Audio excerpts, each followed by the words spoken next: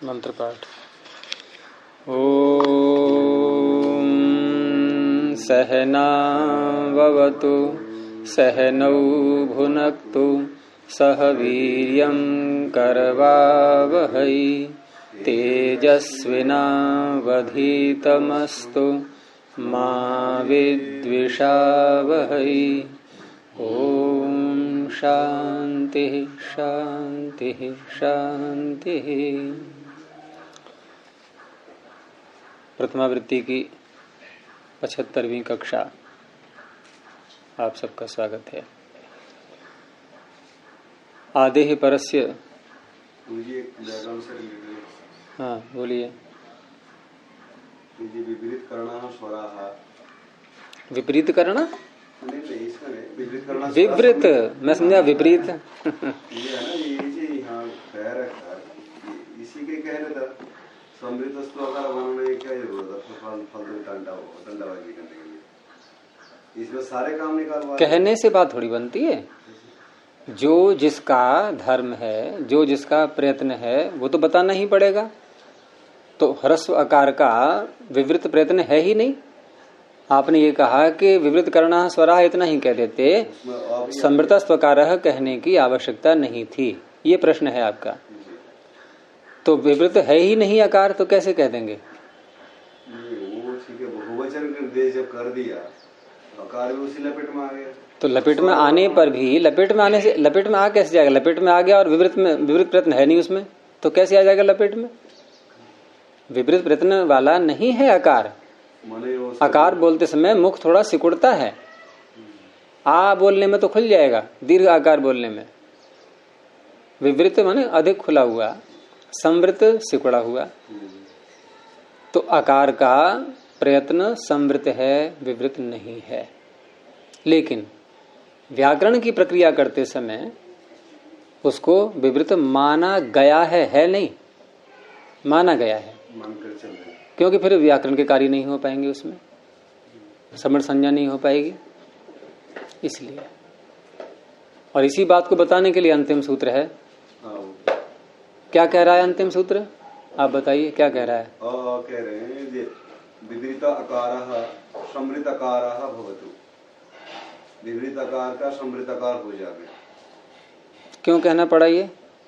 जब है ही नहीं विपरीत, तो समृद्धि ही है वो, तो है मतलब प्रतिज्ञा की गई है ना, तो कहने का जगन्नाथ। हाँ, तो अंतिम सूत्र का ये अर्थ है, अंतिम सूत्र का ये अर्थ है कि अयुण से लेकर के और यहाँ अंतिम स्थिति तक जिस आकार को अध्येता से कह रहे हैं पाणिनि, जिस आकार को आप अब तक विवृत मानते चले आ रहे थे, उसको प्रयोग में समृद्धि ही मानना। समृद्धि ही है, ये तात्पर्य है इसका। वो तो व्यवहार काल के कह रहे थे गुरु जी, व्यवहार काल में जो समृद्धि है। हाँ, और कल के पाठ में से कोई प्रश्न? जो पंचमी वाला में सूत्र लगाया था, तस्मात् इति उत्तरस्य, हाँ, इससे थोड़ा सा आगे मुझे समझ नहीं आया। आज के बाद शानचम ले आए। हाँ, फिर क्या? आस धातु से शानच लटके स्थान में शानच हो गया जी। अब शानच होने के बाद ई दासः, आस से उत्तर, आन आन परे रहते, ऊपर से आ रहा है आने मुख, आस से उत्तर आन परे रहते, क्या होता है? हाँ, तो क्या समझ में नहीं आया? इसको हमने तस्मात् इति उत्तरस्य क्यों लगाया? इसमें पंचमी कहाँ थी? पंचमी आसह में है, पंचमी आशा में। हाँ, इसके कारण ये सूत्र लगा। इसी कारण लगा। और प्रश्न हो गया उत्तर? तो बताओ आगे क्या हुआ फिर? लग गया तस्मात् उत्तर से। अब क्या करेंगे? तस्मात् इति उत्तरस्य ने कहा था कि पंचमी निर्दिष्ट को जो हो वो अभी उलझा हुआ है, मुझे पता है क्या। तस्मात् इति पंचमी जहां कही जाए वहां उत्तरस्य, उत्तर को कार्य होता है। पंचमी जिसमें है उसमें नहीं होगा। किसमें है पंचमी? आसह। तो आस को कुछ नहीं करना है, आस को बिल्कुल नहीं छेड़ना है, आस को कुछ भी नहीं करना है। किसको करना है? उत्तरस्य। उत्तर कौन है? आन। लेकिन वहां आने में सप्तमी है, वहां आने में सप्तमी है कि आन परे रहते। तो इसने कहा सूत्र ने कोई बात नहीं है, आने में सप्तमी होने दो। ये जो पंचमी है आसह में, इसके कारण से मैं आने की सप्तमी को षष्ठी में बदल दूंगा।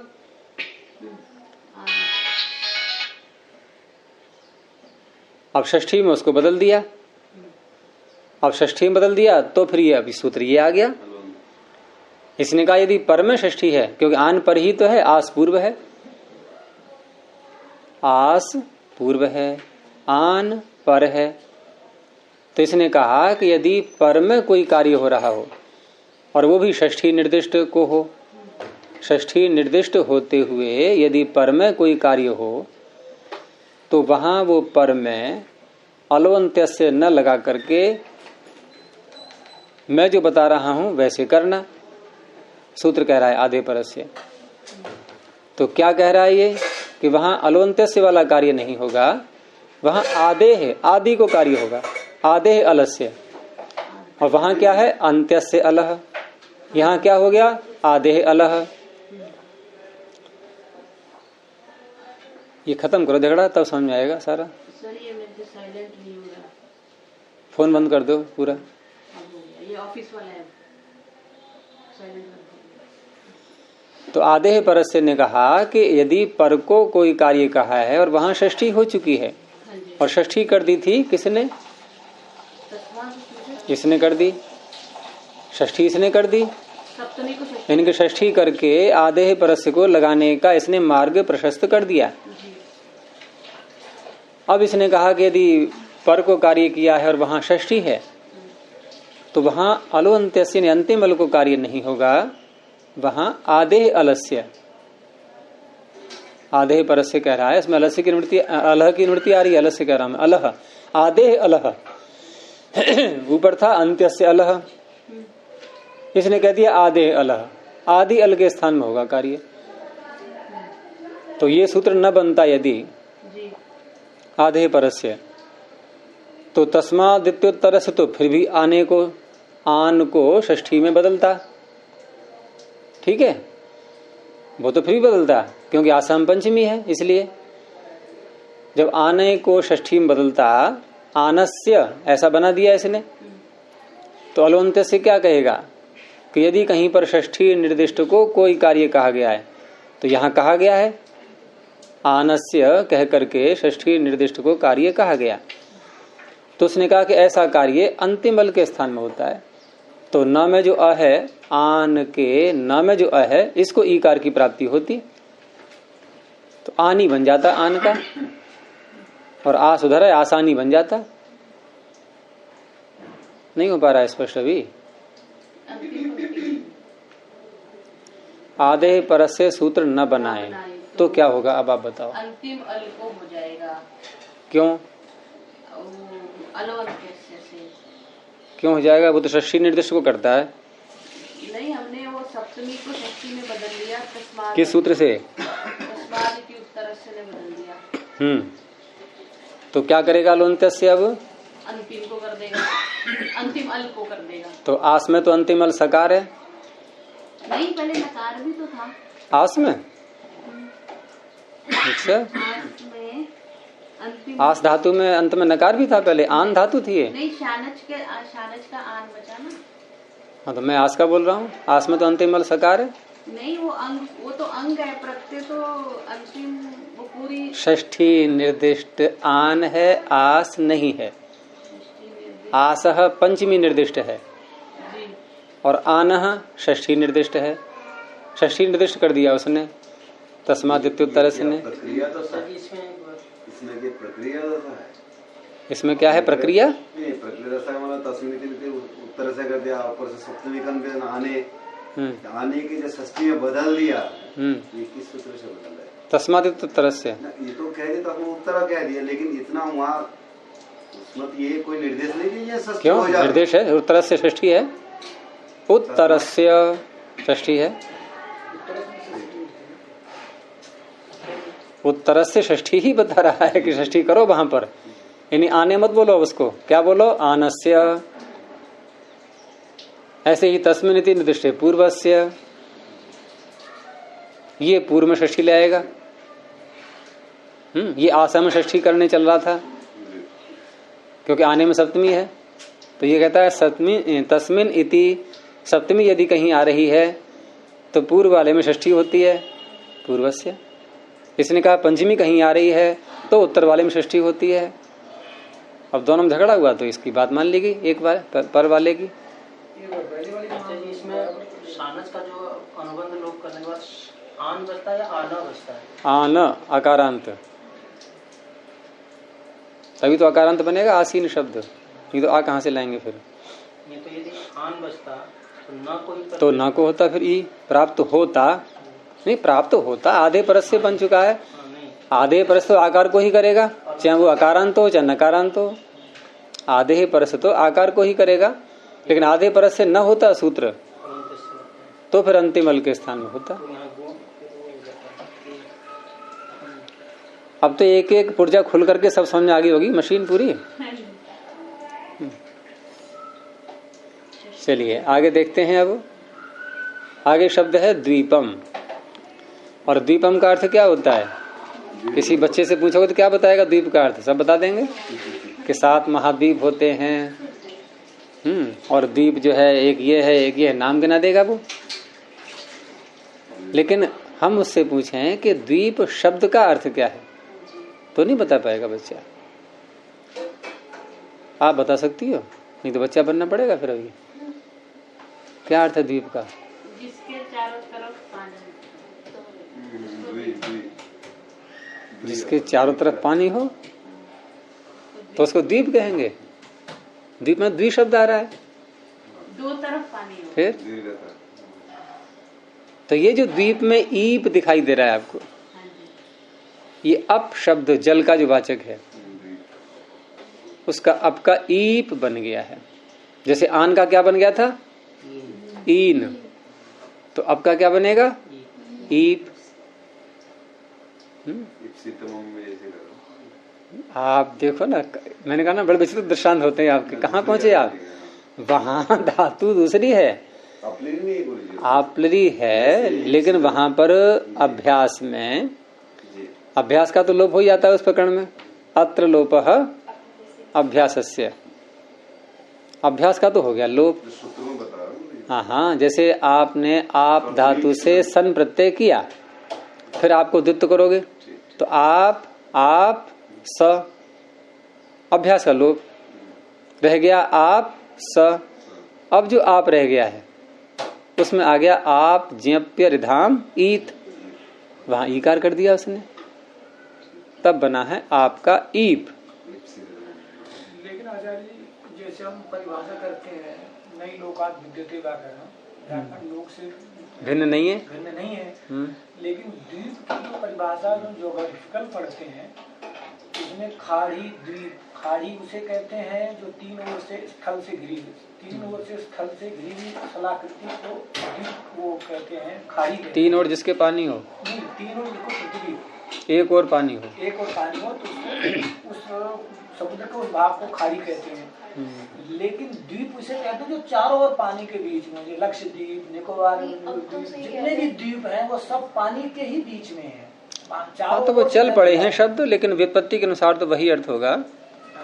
वो शब्द प्रयोग में आने लगते हैं ऐसे ही, उनके अर्थ की गंभीरता पर विचार न करके, और वो सामान्य अर्थ उसका ऐसे ही ले लेते हैं। इनके जल मात्र अर्थ ले लिया बस। जल मात्र अर्थ ले लिया। हमारे भी लक्षद्वीप, निकोबार द्वीप, जितने भी द्वीप समूह सब बीच में। अब भारत को ही ले लो, आप भारत में 3 ओर है जल। 3 ओर जल है। तो 2 ओर तो है ही, इसको ऐसे घटा सकते हो आप कि 2 ओर जल है, इसका तो खंडन नहीं है। तो 3 ओर माना जाता है गुरुजी, हिंद महासागर, अरब सागर और ठीक है, बंगाल की खाड़ी। किसी के 3 बेटे हैं तो 2 बेटे तो हैं ही। 2 तो है ही, इसमें कोई शक नहीं। अगर हम कहें ये व्यक्ति 2 बेटे वाला है तो गलत नहीं है ना? वो ये तो नहीं कहेगा कि मैं 3 वाला हूँ 2 वाला नहीं हूँ। तो 2 वाला नहीं हूँ ये कह सकता है वो? 2 वाला तो है। तो द्वीप यदि हमने कहा है और उसके चारों ओर भी यदि जल आ रहा है तो द्वीप तो आ ही गया ना उसके अंदर, हाथी के पैर के अंदर। फिर उसका निरुक्तिकरण क्या है? द्विगत। हाँ, दो तरफ नहीं है क्या? यहाँ चारों। अरे तो दो तरफ है कि नहीं है? आप दो का निषेध करो। वो गुरु जी एक जनरल नॉलेज में जब ज्यादा पूछा था, 3 समुद्रों पर स्थित भारतीय स्थान, तो वो है तमिलनाडु के सबसे नीचे ना त्रिवेंद्रम, वो 3 समुद्रों पे, हिंद महासागर, अरब सागर, बंगाल की खाड़ी। तो ये है कि ये तो चलो ठीक है, मुख्य अर्थ तो हमारा वहीं घटेगा जहां दो तरफ हो, लेकिन अगर कोई कहता है कि भाई कैसे शब्द प्रयोग हो गया, तो उसका भी उत्तर है, कोई बात नहीं है, दो तरफ तो है ही। 3 तरफ तो ठीक है बढ़ गया, लेकिन 3 तरफ होने से या 4 तरफ होने से दो और का तो निषेध नहीं हुआ। तो विग्रह कैसे करेंगे? द्विर्गता आपह यस्मिन। अप शब्द का प्रयोग सदा बहुवचन और स्त्रीलिंग में होता है। तो द्विर्गता आपह, 2 ओर गए हुए हैं जल जिसमें, अर्थात 2 ओर विद्यमान है जल जिसमें। अब ये क्या गतिशीलता हो रही है? फिर ये जो मैं कह रहा हूं समझ नहीं आएगा। निकाल लो, कलम निकाल लो पहले, कहां पर है? क्योंकि मन एक साथ में एक ही इंद्रिय के साथ कार्य करता है। ये डायरी में है तो कलम, आपकी डायरी की में भी तो था, ये क्या था वो? तो द्विर्गता आपह यस्मिन, 2 ओर गए हुए हैं जल जिसमें। ये विग्रह हो गया। अब विग्रह जैसे किया है वैसे ही प्रत्यय ला के रखेंगे। अब तो द्वि के आगे कौन सा प्रत्यय लाएंगे? द्विता, द्वि का तो अर्थ ही 2 होता है, तो औ ही आएगा, सु और जस तो आएंगे नहीं। तो द्वि औ, और अप शब्द मूल है, इसके आगे कौन सा प्रत्यय आएगा? क्योंकि ये जस बहुवचन में ही आता है, जस शस भिस आदि यही आ सकते हैं और कोई आ ही नहीं सकते। तो द्वि औ अप जस। अब समास करेंगे। तो विग्रह कैसे किया था हमने? विग्रह जब करते हैं और वहां यत शब्द का या इदम शब्द का प्रयोग साथ में कर देते हैं, तो ये पहचान है बहुव्रीहि समास की। द्विर्गता आपह यस्मिन, यत का प्रयोग कर दिया, या इदम का कर दो, अस्मिन। इदम का बनेगा अस्मिन, यत का बनेगा यस्मिन। है पीतम अंबरम यस्य या अस्य, चित्रा गावः यस्य या अस्य। तो इस तरह से ये बहुव्रीहि समास की पहचान बन जाती है। तो बहुव्रीहि समास करने का मुख्य सूत्र तो एक ही है, और भी थोड़े से हैं, लेकिन एक सबसे अधिक लगने वाला, अनेकम अन्य पदार्थे। अनेकम, अनेक पद अन्य पदार्थ को कहने के लिए आपस में समस्त हो जाते हैं, समास से युक्त हो जाते हैं, और उनका नाम होता है बहुव्रीहि। ये इसका अर्थ हो गया। और अनेकम में है प्रथमा, तो प्रथमा निर्दिष्टम समास उपसर्जनम। तो द्वि का भी नाम उपसर्जन, अप का भी नाम उपसर्जन। अभी थोड़ा बाद में बताऊंगा इसका कैसे करना है। तो समास कर लिया अनेकम अन्य पदार्थ है। समास करते ही 2 कार्य, प्रातिपदिक संज्ञा सुप का लुक रह गया, द्वि और अप, बस इतना रह गया। अब वो नियम लगा लो कि उपसर्जन संज्ञा द्वि की भी हुई और अप की भी हुई, क्योंकि अनेकम शब्द द्वि को भी कह रहा है, अप को भी कह रहा है, और अनेकम में है प्रथमा, और प्रथमा के द्वारा निर्दिष्ट उपसर्जन होता है। और उपसर्जनम पूर्वम, कल भी ये समस्या आई थी, तो किसको रखें पहले, द्वि को या अप को? ऐसे तो निर्णय हो नहीं पाएगा, दोनों ही उपसर्जन है, दोनों का समान अधिकार है, दोनों की समान क्वालिटी है, किसी एक को लेकर के हम पक्षपात थोड़ी करेंगे। तो उपसर्जनम पूर्वम के बाद में भी कुछ सूत्र बनाए थे, मैंने कल उनका बताया था आपके लिए कि राज दंता दिशु परम। फिर द्वंद्व समास का निर्णय करने के लिए 3 सूत्र थे, द्वंद्वे घी अजाद्य दंतम अल्पास्तरम। आगे जो सूत्र है ये बहुव्रीहि समास का निर्णय करने के लिए है, क्योंकि बहुव्रीहि समास में सारे पद उपसर्जन होते हैं, तो उसका सूत्र है सप्तमी विशेषणे बहुव्रीहौ निष्ठा। बहुव्रीहि समास में, बहुव्रीहि समास में सप्तमी विशेषणे, सप्तम्यंत अथवा विशेषण या निष्ठा, ये पूर्वम ऊपर से आ ही रहा है। अब यहां पर द्वि और आप, इसमें ये निर्णय करो कि द्वि किसको कह रहा है। द्वि शब्द किसको कह रहा है? हैं? दो कौन है? जल को ही तो कह रहा है, यानी कि दो कौन है। तो अगर हम विशेष की दृष्टि से देखें, हाँ, तो सूत्र दो थे ये, सप्तमी विशेषणे बहुव्रीहि, अलग कर दो इसको, और निष्ठा अलग है। तो सप्तमी विशेषणे बहुव्रीहि, बहुव्रीहि समास में सप्तमी और विशेषण, इसी सूत्र को आगे ले जाएंगे तो निष्ठा भी जोड़ दो इसी में। यानी कि बहुव्रीहि समास में अब तीन चीजें हो गई, सप्तम्यंत पद, विशेषण पद और निष्ठा प्रत्यांत। क्या होते हैं ये, कहाँ आते हैं? पूर्वम ऊपर से आ ही रहा है। यानी बहुव्रीहि समास में आपको निर्णय करना हो तो सप्तम्यंत पद यदि कोई आ रहा है उसको पूर्व में ले लो, कोई विशेषण है तो उसको पूर्व में ले लो, निष्ठांत पद है तो उसको पूर्व में ले लो। इतना तो निर्णय हो ही गया है। जहां नहीं है निर्णय वहां की बात अलग है, किसी को रख दो पूर्व में, फिर बारी बारी से बोल सकते हैं। तो द्वि यहां पर संख्यावाची सारे विशेषण ही बनते हैं, ध्यान रखना।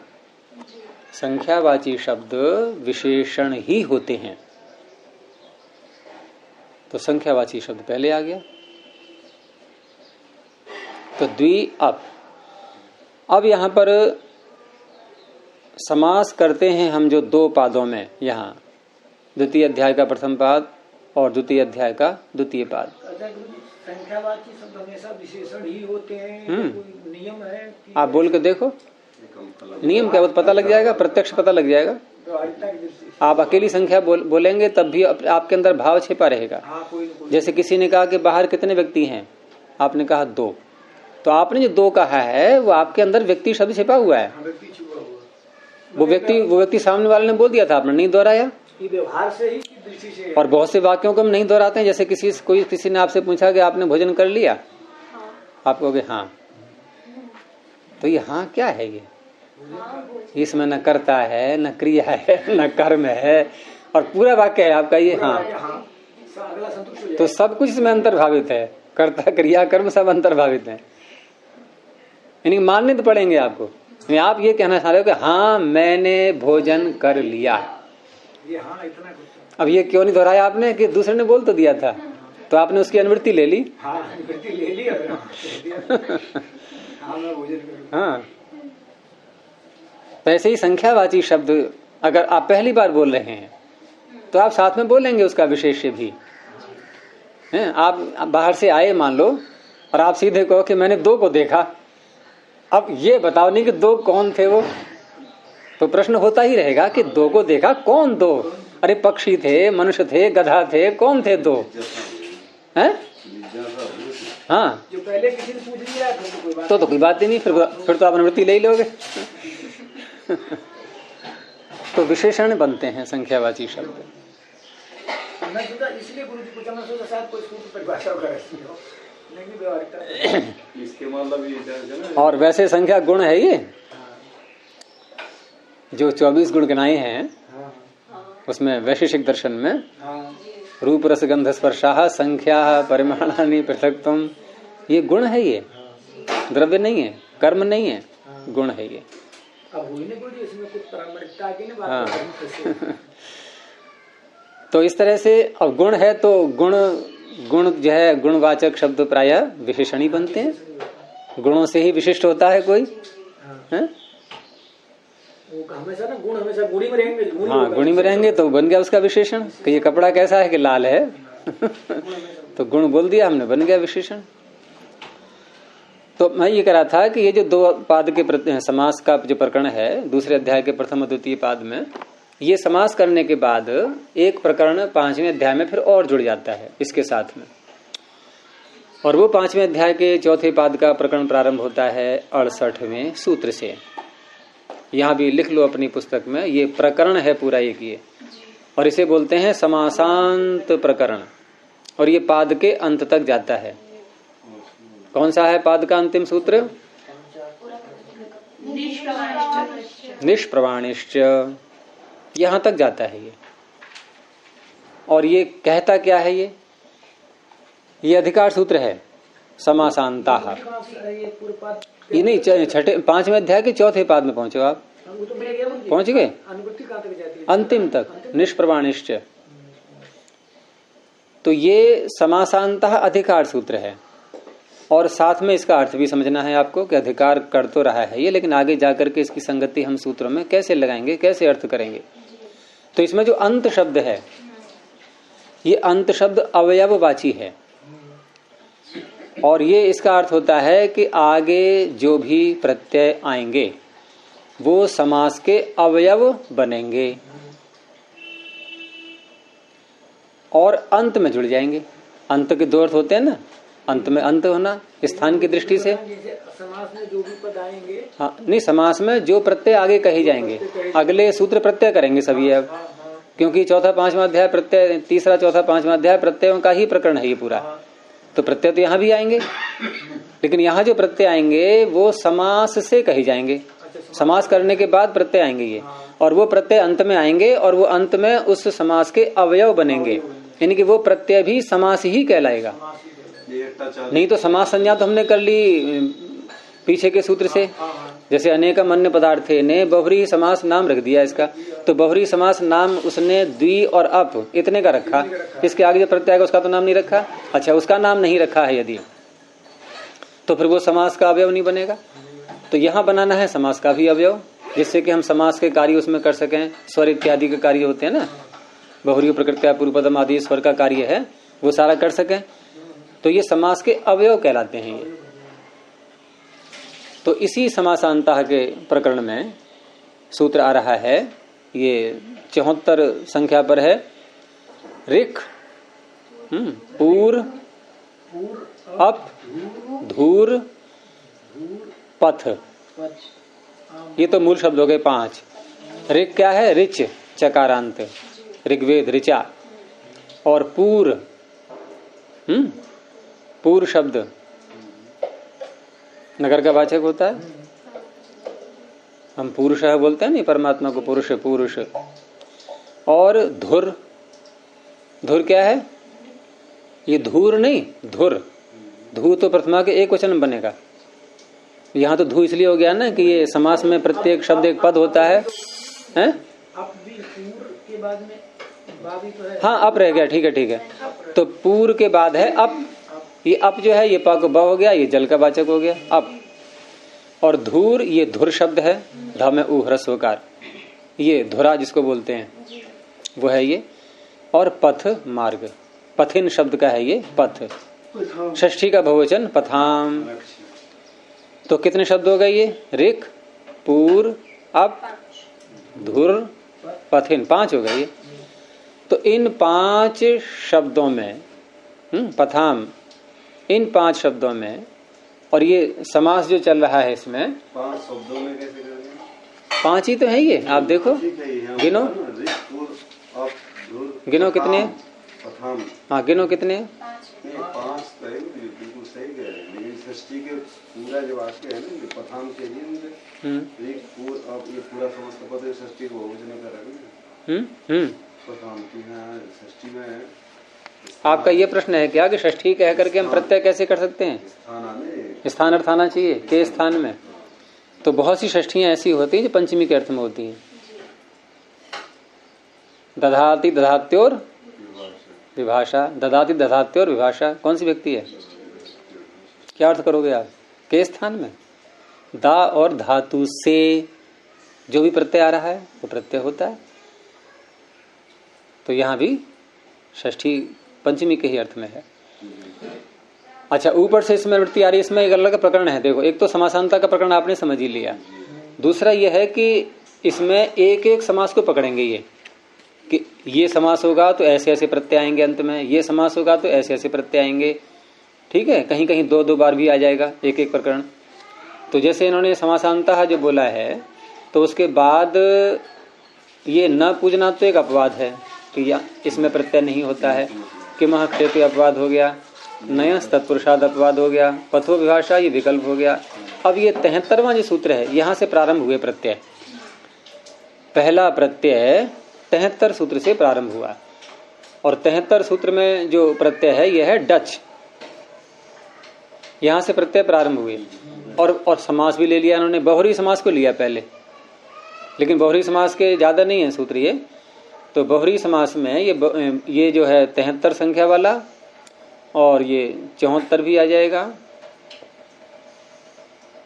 ऋक् पूर्वधु पथा मनक्षे। आगे फिर तत्पुरुष का ही चलेगा पूरा प्रकरण, क्योंकि नए तत्पुरुषाद जो है ना, वहां से प्रारंभ हो रहा है। ये बीच में बहुरी के 2 सूत्र आ गए थे, और उसके बाद जो है फिर ये तत्पुरुष का प्रकरण सबसे लंबा है इसमें। और फिर द्वंद्व समास का इसमें एक सूत्र है केवल 106 नंबर पर, देख लो आप जरा सशरीर निगाह से। 106 नंबर पर द्वंद्व समास का एक ही सूत्र है। और फिर अव्ययीभाव का प्रकरण चलाइए, है ना, और ये है 112 संख्या तक। उसके बाद फिर ये जो बहुव्रीहि फिर प्रारंभ हुआ है, ये फिर अंत तक चलता रहा है। इस तरह से है ये प्रकरण। हमारा सूत्र जो है यहाँ जो लगाना है हमें इस दीपम में, यह है ऋक् पूरब्धुः पथामा नक्षे, ये सूत्र है। और इसमें अप शब्द आ चुका, आ गया ना। तो क्या अर्थ बना सूत्र का, कि ऋक् पूर अप धुर पथ पथिन, ये यदि समास में आ रहे हैं तो इनके अंत में, इन शब्दों से अंत में कौन सा प्रत्यय आ जाएगा?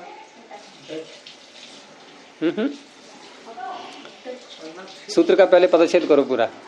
ऋक् पूरब्धुः पथाम,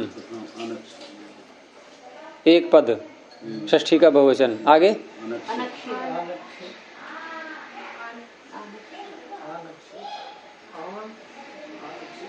अनक्षय दिख रहा है आपको, लेकिन कहना तो अनक्षय था। यानी कि धुरावाचक जो धुर के लिए आ रहा है केवल, ये उस अर्थ में नहीं करता है ये, यानी धुर का दूसरा अर्थ भी है, ये तात्पर्य। और है इसमें आनक्षय, इसमें क्या है? आनक्षय।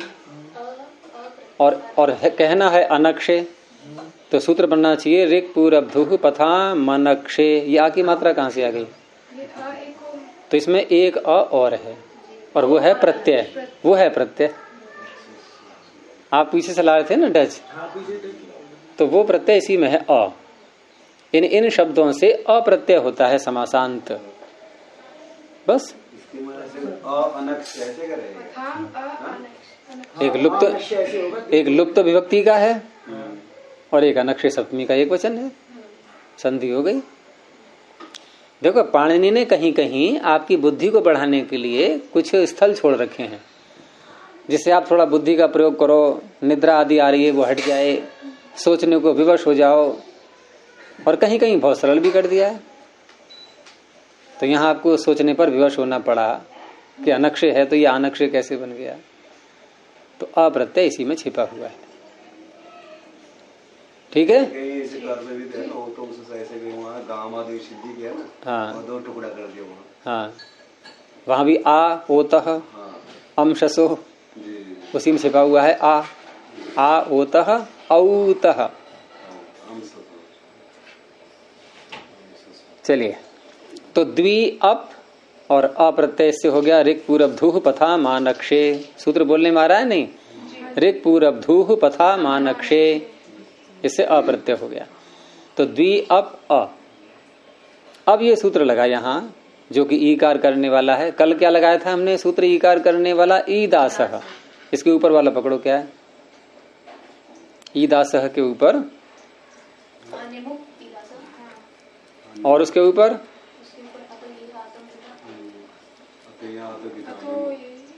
नहीं, ये तो अलग है सूत्र, ये अलग है। तो है ये भी उसी प्रकरण में ही है। तो ये छठे अध्याय के तीसरे पाद में, और ये है 96 संख्या पर, जो अलगुत्तर पदे का जो बताया था मैंने कल, जो प्रकरण चल रहा है, तो उसी प्रकरण में जो 96 संख्या है उसको निकालो।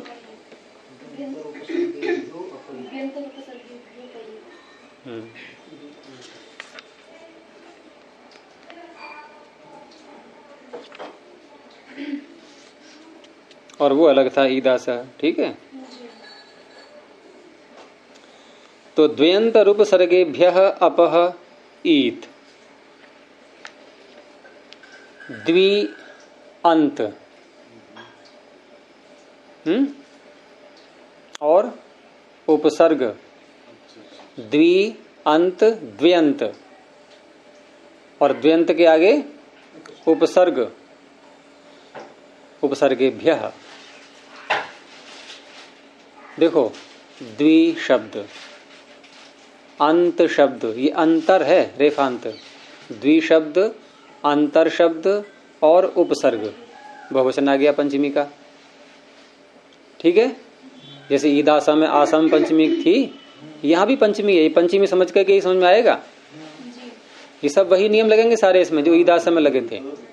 तो द्वयंत रूप सर्गेभ्य द्वि अंतर और उपसर्ग, इनसे उत्तर पंचमी हो गई, और अपह में है षष्ठी। यहां देखो, यहां तस्मादित्युत्तरस्य नहीं लगाना पड़ेगा। पीछे क्यों लगाना पड़ा था तस्मादित्युत्तरस्य हमें? क्योंकि आने सप्तमी का आ रहा था, यहाँ अपह में षष्ठी पहले से ही है, वहां आने में षष्ठी बनाई गई थी, यहाँ पहले से ही मिल गई, पहले से ही मिल गई तो आधे परस तो लगना ही है। इसलिए लगना है क्योंकि पंचमी से उत्तर षष्ठी आ रही है ना, तो आधे परस्य, जो उत्तरस्य है वही परस्य है, जो उत्तर है वही तो पर होता है। तो द्वि अंतर और उपसर्गों से उत्तर, अपह, अप के स्थान में ईत, ई का आदेश हो जाता है, इसमें किसी की अनुवृत्ति नहीं है, वही उत्तर पदे का चल रहा है, कोई बात नहीं है। कहीं कहीं नहीं संबंध जुड़ता है उसका इसमें। षष्ठी होने से अलवंत स प्राप्ति है, षष्ठी निर्देश होने का अलवंत स प्राप्ति आधे। हाँ, अलवंतस्य की प्राप्ति हो रही थी, आधे परसने का नहीं, यहाँ तो परस्य है, पर को कार्य कहा गया है, इसलिए आदि अल को होगा। तो अप के पकार के स्थान पर इकार की प्राप्ति हो जाती यदि ये सूत्र नहीं होता तो इसने यहाँ पर आधे अलह, आदि अल के स्थान में कर दिया। तो अप का क्या बन गया अब? ईप, तो द्वि ईप अ। अब ये दो आकार हैं, मिला दो इनको। हाँ, यहाँ किससे उत्तर है ये? आपका अप शब्द किससे उत्तर है? यहाँ तीन प्रकार के शब्द बोले थे, द्वि, अंतर और उपसर्ग, द्वि से उत्तर है। इकार में तपरकरण की आवश्यकता क्या पड़ी? स्पष्ट निर्देश के लिए होता है कहीं कहीं, और मुख्य सुखार्थ कह लो, अच्छा लगता है बोलने में। जब दीर्घ कर ही रखा है तो तकर बोलने की जरूरत हैं? ईत में दीर्घ ही है, तपर करने की क्या जरूरत? उसमें नहीं था ईद उद द्विवचनम, ईत ऊत एत।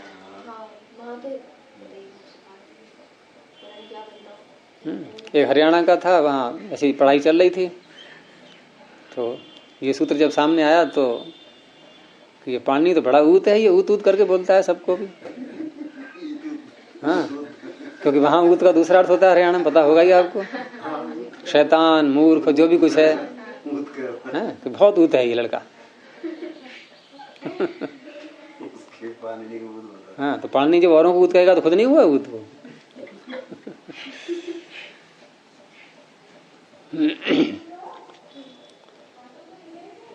तो द्वीप, प में अ जोड़ दो प्रत्यय वाला, और उसके बाद फिर प्रातिपदिक संज्ञा हो करके और सु प्रत्यय आएगा, और ये द्वीप शब्द नपुंसकलिंग में आता है तो अतो अम से उसको सु को अम हो जाएगा, अमी पूर्व से पूर्व रूप बन गया ये द्वीपम, प्रथमा का एक वचन। अब दूसरा है अंतरीपम। अंतरीपम का अर्थ अब समझ में आ जाएगा, जब द्वीपम का आ गया तो भाई दो और जल है तो द्वीपम, और अंदर जिसके जल है, अंतर्गता आपह यस्मिन, जिसमें पानी भर गया है, अंदर पानी पहुंच गया है जिसके, तो उसे कहते हैं अंतरीप। जल महल बोल दो। हाँ उदयपुर में, हाँ उदयपुर में है। और उसमें तो सुनते हैं होटल खुला हुआ है एक जल महल में, 5 स्टार होटल बना हुआ है, यही ताज ग्रुप ने बनवाया है, ताज ग्रुप वालों ने बनवाया हुआ है। वहाँ बड़ा महंगा होटल है, वहाँ नाव से जाते हैं, उस होटल में जाने के लिए नाव पे चढ़ के जाते हैं।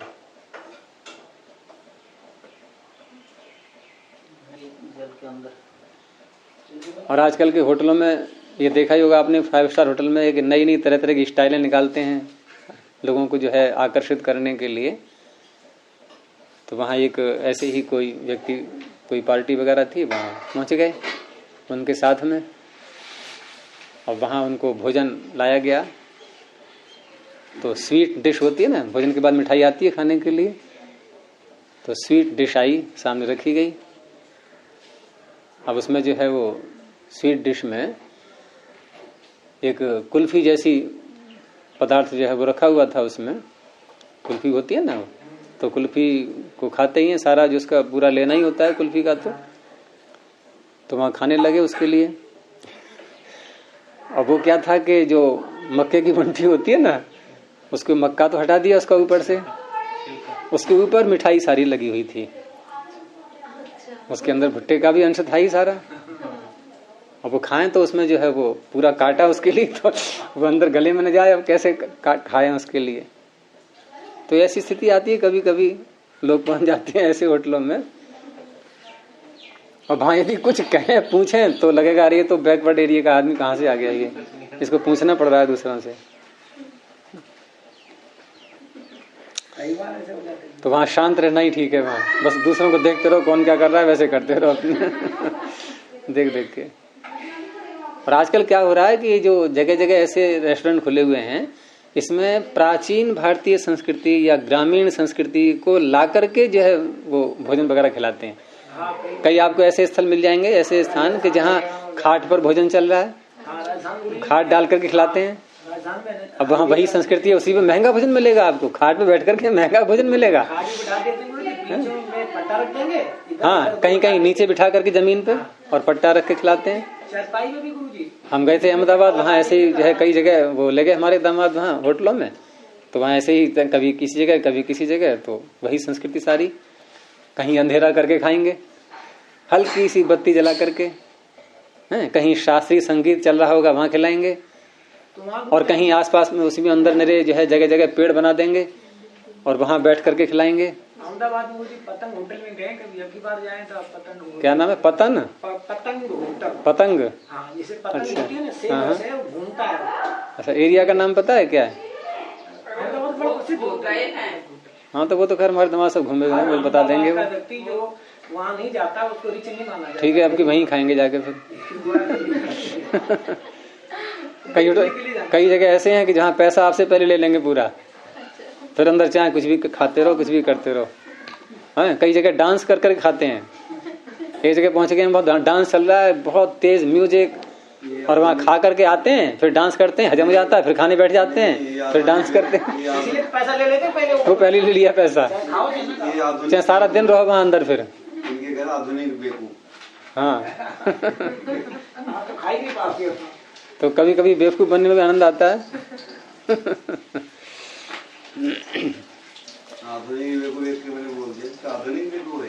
तो ऐसे ही काम है, यहाँ काम है, यहाँ काम है, यहाँ लटका रहा है, तू पीछे से धक्का मारेगा तो मार जाएगा। नहीं, कपड़े नहीं आ रहे हैं आजकल कि ये फाड़ दिया तो ये फैशन बन गई है। कहीं फटी पैंट पहनेंगे, कहीं कुछ पहनेंगे, और वो हाँ जैसे चूहे को उतर लेते हैं कपड़ों को। ईयरफोन ढंग से लगा रखा, जड़ी बूटी पूरा कागर में जाने जाएगा। तो अंतर्गता आप है यस्मिन, जिसके अंदर जो है जल भरा हुआ है, तो अंतर और अप यहाँ भी यही समास करेंगे। और समास करने के बाद द्वयंतर उपसर्गेभ्योपयित, वहां अंतर शब्द भी आया हुआ है, और उससे उत्तर भी अप शब्द के अकार को आधे परस से लगा करके ईकार हो गया, तो अंतरीपम। अपह यस्य करेंगे यस्मिन, जिसमें अंदर जल भरा हुआ है। और ऐसे ही शब्द है समीप। अब समीप शब्द का अर्थ क्या लेते हैं हम? निकट। लेकिन कितना सुंदर शब्द है ये। समीप शब्द का अर्थ है कि जहां जल की उपलब्धि है, ऐसा स्थान। संगता आपह यस्मिन, जहां पानी मिल सकता है। अब वहां के लिए कभी प्रयोग किया गया होगा ये समीप शब्द कि भाई हमें कहाँ रहना चाहिए कि जहां पानी मिल जाए, अर्थात जो स्थान, जैसे किसी ने कहा कहाँ रहना चाहिए कि जो स्थान समीप हो। अब समीप शब्द का अर्थ उस समय था कि जहां जल मिले वहां रहो, तभी हमारा जीवन चलेगा। ये संगम करते हैं, संगता संगम। हाँ, सम उपसर्ग का अर्थ कर दिया है वो। संगत है जल जिसमें उपलब्धि जहां हो सकती है। गतमाने पहुंचा हुआ, सम्यक रूप से पहुंचा हुआ है जल जहां पर, वो स्थान कहलाएगा समीप। अब समीप का अर्थ वो जो पास वाला ले लिया। वैसे तो सम और अप, यहां भी सारी प्रक्रिया वही करके समास करके अनेक अन्य पदार्थ से, और द्वयंत रूप सर्गेभ्य, वहां उपसर्ग शब्द भी है।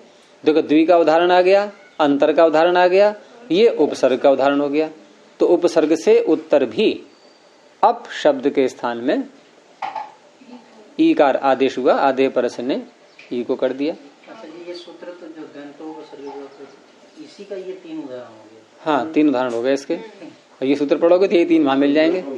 ये आधे परस में मिल गए 3, और उसके तो यही 3 बनेंगे। देखो आधे परस के तो और भी बन सकते हैं, लेकिन उसके तो यही 3 बनेंगे। वो बेचारा क्या करेगा और कहां से लाए नए। हाँ, उपसर्ग में भले ही बदल दे वो, लेकिन द्वि अंतर में तो नहीं बदल पाएगा। इधर द्वि चाहिए उधर अप चाहिए तो एक ही बनेगा द्वीपम, इधर अंतर चाहिए उधर अप चाहिए तो अंतरीपम एक ही बनेगा। उपसर्ग में कई बन जाएंगे। तो ये हो गया आदेह परस्य। आगे सूत्र है अनेकाल शित सर्वस्य। बहुत बार पढ़ चुके हो अब तक, इसमें कुछ भी विशेष समझने को तो नहीं है, चलो फिर भी देख लेते हैं। तो अनेकाल, अनेकाल शित, ये हो गया प्रथमा का एक वचन, और सर्वस्य षष्ठी का एक वचन। तो अनेकाल और शित यहां समास कर लेंगे। पहले अनेकाल का अलग करेंगे हैं, और अनेकाल में भी पहले अनेक शब्द को बनाएंगे, यानी कि 3 समास बन जाएंगे इसमें। पहले अनेक शब्द बनाएंगे, फिर अनेकाल बनाएंगे, फिर अनेकाल शित बनाएंगे।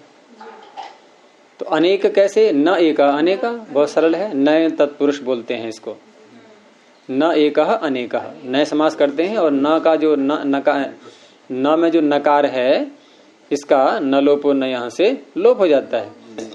तो क्या रह गया? अ और एक।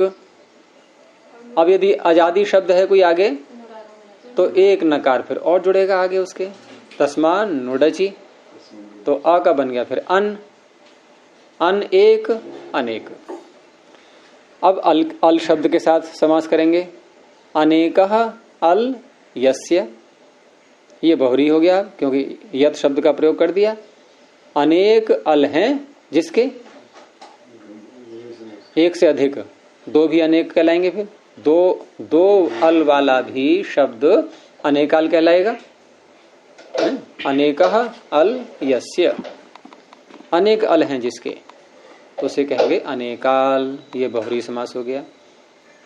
और शित में श इत यस्य स शित करके उसके साथ में द्वंद्व समास कर देंगे फिर। तो अनेकाल च शित च इति, अनेकाल शित। अब 2 शब्द जोड़े हैं और है एक वचन, तो कौन सा समास कहलाएगा फिर? ये समाहार द्वंद्व। एक वचन होता है तो समाहार द्वंद्व, द्विवचन या बहुवचन होते हैं तो इतरेतर द्वंद्व। तो सूत्र का अर्थ क्या बनेगा? अनेकाल शित च सर्वस्य स्थाने, जोड़ दो अपनी ओर से, भवती। अनेकाल हो या शित हो, तो ऐसे जो आदेश होते हैं, लेकिन षष्ठी निर्दिष्ट को अवश्य होने चाहिए। ये सब में ध्यान रखना है यहाँ, क्योंकि अलोन्त्यस्य के अपवाद हैं और अलोन्त्यस्य षष्ठी निर्दिष्ट में ही लगता है, तो यहां भी षष्ठी निर्दिष्ट ही अर्थ लेना है। तो अनेकाल च शित च सह सर्वस्य षष्ठी निर्दिष्टस्य स्थाने भवति, वो पूरे के स्थान में हो जाएगा। अलोन्त्यस्य से जो प्राप्ति थी उसको नहीं होने देगा। और इसमें पीछे वाले उदाहरण वही दे दिए, इसे भविता भवितम भवितव्यम तीनों बना चुके हैं हम। तो वहां कब लगा था ये? जब अस्तेर भू सूत्र से अस धातु के स्थान पर भू आदेश किया था। अस्तेह में षष्ठी है, तो अलोन्त्यस्य के नियम से अस के सकार के स्थान में भू की प्राप्ति हो रही थी। इसने कहा ये भू अनेकाल है क्योंकि इसमें भकार और ऊकार दो अल हैं, इसलिए पूरे अस के स्थान में हो गया। तो भविता भवितुम भवितव्यम। ऐसे ही शब्द आया है यहाँ पर पुरुषई ही, ये पहली बार आया है। तो पुरुष शब्द प्रातिपदिक संज्ञा करके और स्वाद्योत्पत्ति में तृतीया का बहुवचन भिस प्रत्यय लाएंगे, और अंग संज्ञा करके ये आकारांत है पुरुष शब्द, तो आकारांत अंग से उत्तर भिस के स्थान में ऐस आदेश होता है। अतो भिस ऐस, 7वें अध्याय के पहले पाद में। अब वहां पर भिसह षष्ठी है, भिस के स्थान पर ऐस कहा, तो अलोन्त्यस्य के नियम से भिस के सकार को ऐस प्राप्त होने लगा। इसने कहा कि ऐस में तो दो अल है, अनेकाल है ये, तो पूरे भिस के स्थान में हो गया पुरुष ऐस। अब क्या करेंगे? वृद्धिरेचि सकार को रुत्व विसर्ग पुरुषई ही। शीत का उदाहरण दिया है कुंडानी बनानी, ये भी पीछे आ चुके हैं। और यहां इस सूत्र की आवश्यकता कब पड़ी थी कि कुंड जस या शस, ऐसी वन शब्द से भी जस या शस दोनों में एक जैसा रूप बनता है, दोनों प्रत्यय ले सकते हैं। और ये नपुंसक लिंग के शब्द हैं, तो नपुंसक होने के कारण से नपुंसक लिंगवाची शब्द से उत्तर जस और शस के स्थान पर शी आदेश हो जाता है। सूत्र जस शसो हो शी, ऊपर से नपुंसकात की अनुवृत्ति आ रही है उसमें। अब यहां भी जस के स्थान पर शी करने चले तो शी का ई बचेगा इकार, तो अलोन्त्यस्य के नियम से जस और शस के सकार के स्थान में इस ई की प्राप्ति हुई। और ये अनेकाल भी नहीं है, एक ही अल तो है ई, तो केवल अनेकाल कहने से बात नहीं बनी, तो पाणिनि को शित और कहना पड़ा। तो यदि कहीं पर शित कोई आदेश है तो एक अल वाला होता हुआ भी शित होने के कारण से वो पूरे के स्थान में होगा, वो अंतिम अल के स्थान में नहीं होगा। तो पूरे जस के स्थान पर शी हो गया कुंड ई, और शी हुआ है तो शी का नाम क्या होता है? सर्वनाम स्थान, शी सर्वनाम स्थानम। और सर्वनाम स्थान परे होता है तो नपुंसक लिंग शब्द में क्या कार्य होता है? नुमागम होता है। नपुंसकस्य झलचह, ऊपर से आ रहा है सर्वनाम स्थाने, कहां से? उगितचाम सर्वनाम स्थाने अधातो हो, तो सर्वनाम स्थान परे हो तो नपुंसक जो अंग होता है उसको नुम का आगम। और नुम का आगम किसको हुआ है? नपुंसकस्य। षष्ठी किसमें है? नपुंसकस्य। नपुंसक भी कैसा हो? झलंत या अजंत, झलचह, नपुंसकस्य झलचह। तो षष्ठी है, इसमें षष्ठी निर्दिष्ट को हुआ है ये, लेकिन मित भी तो है, तो मित होने से ये मित जो अंत्यात पर लगेगा फिर। और अंतिम वच कुंड में क्या है? ड में अ, उसके आगे आएगा, तो कुंडन और शी का ई। अब ये नकारांत अंग बन गया है, नकारांत अंग है तो नकार की उपधा को दीर्घ हो जाता है। नकार की उपधा को कौन करेगा? सर्वनाम स्थाने चासम बुद्धो, नोबधा की तनुवृत्ति आ रही है उसमें। सर्वनाम स्थान परे होने के कारण से नकारांत की उपधा को दीर्घ हुआ है। तो कुंडानी और बनानी पीछे आ चुके हैं सब, तो मैंने दोहरा दिया है ऐसे ही।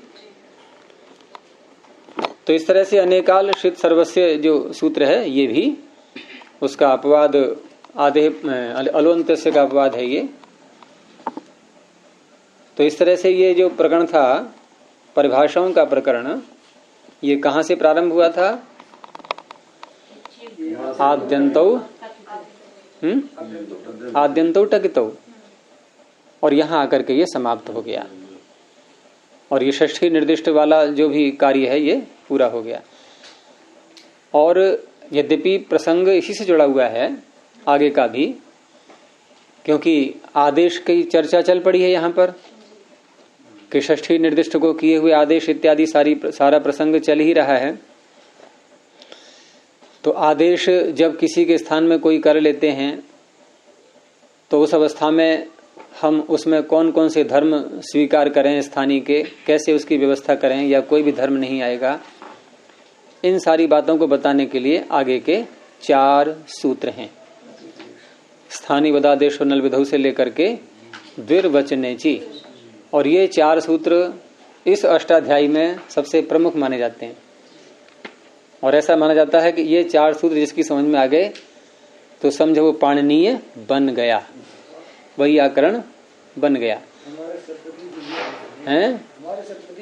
अब सत्यपति जी ये इन पर ये दोबारा देख करके आएंगे अब 4 सूत्रों को, ये मानेंगे नहीं अब।